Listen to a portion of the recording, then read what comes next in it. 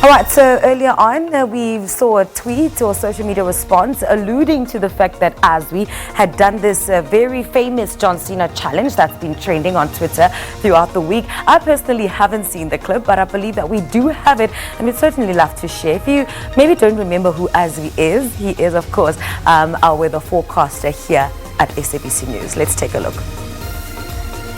Go for it!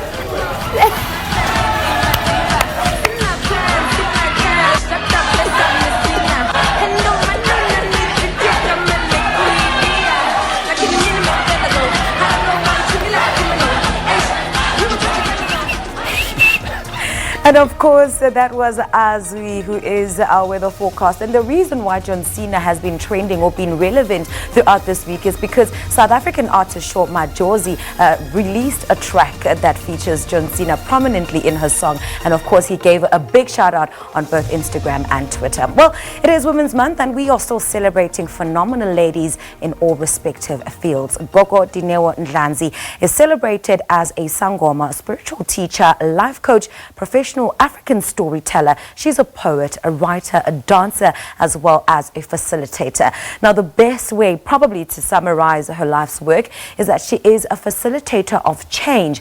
She's passionate about enlightening people to view life from a different perspective through bringing about changes in outlook to allow for universal healing. Well, she joins us here in studio to tell us all about what it is that she does. Gogo Dineo, it's great to have you on the show. Thank you so much for making the time. Thank you for having me. It's a pleasure. Now, there is no one way of viewing spirituality. You know, people believe in different things. People practice different things.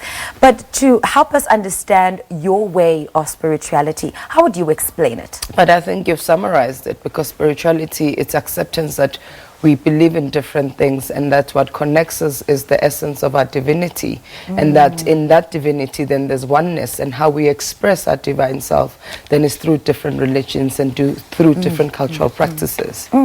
People, you know, when we think of isangoma or a traditional healer or a medium, we all have these different pictures that emerge of what, for example, a traditional healer should look like, or what an oracle should look like. What are some of the most common stereotypes that surround specifically African healers? I mean, a lot of them is that they are illiterate, uneducated, they are old and grey and frail, and that they are dirty, they don't look like me, you know, so they don't sound like me. So that's one of the typical stereotypes. They're ungodly, so they don't believe in divinity, which is God. They don't believe in creator. So there's a lot of demonization that goes around it. We look at just how we live our lives and how modernized our communities are becoming by obviously Western influences and Eastern influences. How does that affect our culture and how we relate to just where we come from as African people? And does culture change and evolve to accommodate how our lives are changing? Well, the definition of culture is that culture is a way of life. And then, you know, traditions are norms and principles that enable the way of life. So when we speak about modern living, it means that it's the modern way of life, and then that gets infused because we're part of a global community as South Africa. As long as we don't demonize things that also define us as Africans, I think the problem becomes when people think of being modern, they think that take everything away that has some African identity. So when we look at modernity, for example, I mean, I'm looking at some of my pictures, how we've evolved, you know, from skins to cloths, and how cloths have been now made into garments. So I don't have to put layers and layers of ancestral cloths to show that I'm a sangoma, because remember, it's innate in me. It's not in the clothing that I wear. It's not in the beads that I wear. Those are just symbolism and expressions of me, but who I am is within me. And that is such an enlightening take on things, and thank you actually for bringing that to the fore. Gogo Dineo, how would one balance a spiritual calling with a modern life? Say, for example, someone who has a calling of a similar nature to yours. Yes. So people also get confused because they feel held at hostage by the ancestors and forget that, you know, who are ancestors? These are our loved ones who once had an earthly experience and they've departed, so now they're in the spirit world. So it means they might not have a cognitive understanding of how things operate. So it is our responsibility to engage them, to say, well, this is how life is happening in 2019. So if you're asking me to do certain things that might be predating 1800s, they might not be practical, but how may I best serve within my own means in the modern times? And it's not impossible because it's a co-creative relationship. Remember, Maldome Some speaks about ancestors have all the intelligence and all the knowing, but they don't have the body. So we need each other. It's a mutually beneficial relationship because they need this body in order for their function. In order for me to facilitate healing, I need them. So it's a co-created relationship. Gogo Dineo, there's real life, like life as it happens. And then there are people who are constantly looking for answers in whether in ancestral healing or other ways. And they sometimes forget to let life happen. When do we know that we need perhaps a spiritual intervention, or that we're just simply going through a rough patch like everyone will? Yeah, I mean, I think, you know, spiritual health and wellness is quite important. And as Africans, it's very important for us to be connected to our African ancestry. One of my famous quotes is that a people connected to their African ancestry is like a tree that is deeply rooted with the potential and ability to thrive in life. So irrespective of what's going on, you need spiritual wellness because things do happen in life where we disconnect. So you know that you definitely need an intervention if nothing seems to be working, irrespective of how much effort you're putting in.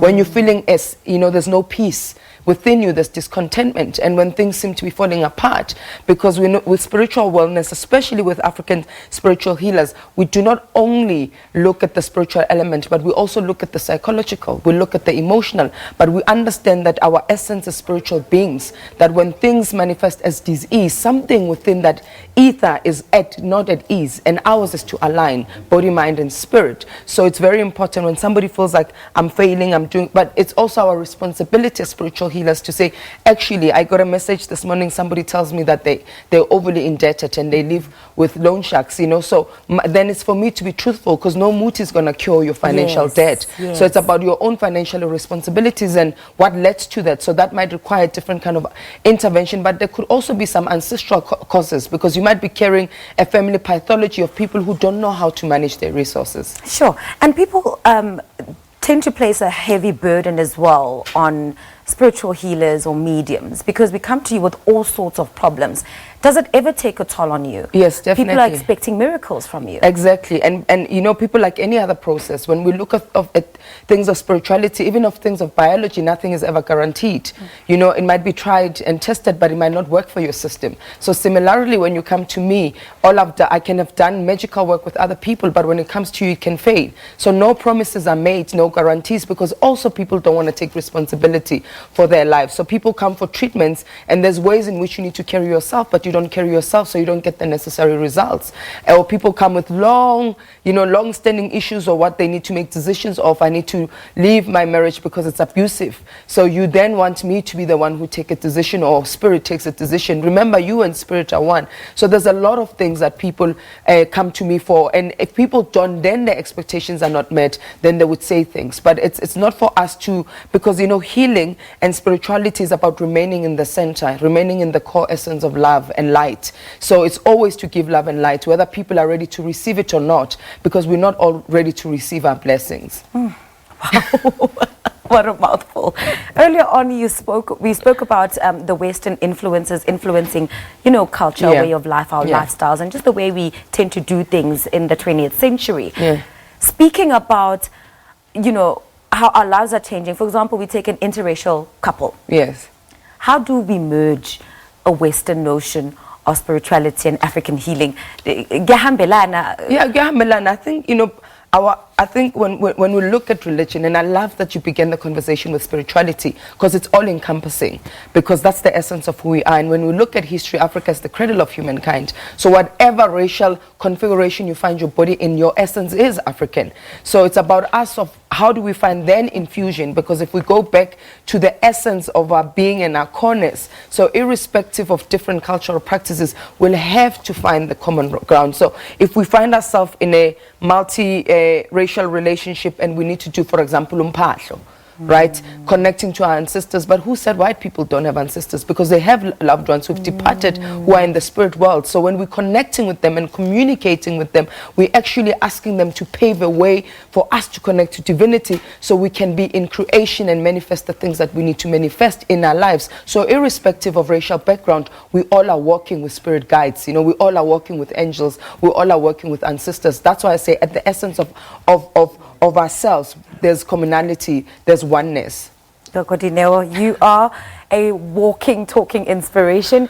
Thank you for your amazing insights. You definitely make for interesting thoughts around how we can really just look at ourselves and say, hey, we're African, you know, these are just some of the things that make us who we are. We need to embrace them and leave nothing behind, whether we're living in modernity or what. Thank you so much. No, and thank you. And I think it's very important for Africans to also celebrate themselves and not see themselves as the other, because I think we get lost in the other because we're so clouded by how other people are doing their ways of things that we feel like we need to fit in. We need to be comfortable within ourselves and see how other people can actually help us grow, not that they are what we need to grow, because in our essence, we power. They say, be who you are and the world will adjust. Gogo Dineo is a qualified healer. She's a life coach and a registered traditional practitioner. She's also gifted with the ability to personally guide people through divination and mentorship. We just spoke to her on that subject, and we're going to take a quick break. Do stay with us.